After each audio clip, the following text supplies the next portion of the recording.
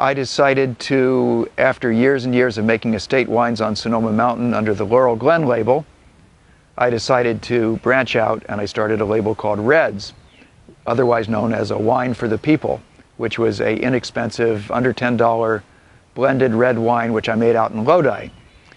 And as a result of that, a few years later, I decided that one of the vineyards we were using was so good that I wanted to make it separately. And we came up with a label called Zazin. And Zazin is an 108-year-old single vineyard from southern Lodi.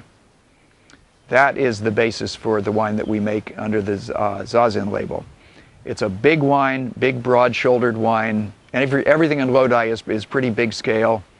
So you have to be careful about getting the alcohols too high. So the trick in making good Zinfandel in Lodi is to get balance within that big scale of flavor, and that's what I hope we did with this wine.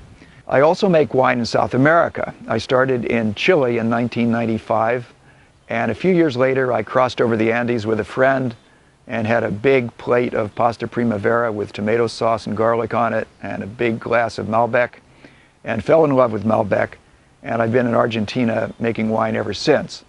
I go down there about 5 times a year.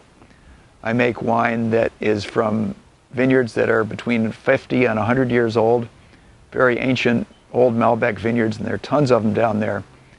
I have a great team down there that I work with. I work with about 6 or 7 different vineyards, and it just keeps me fresh. You know, it's like going back when I started in Sonoma in 1974. It's a developing vineyard business down there.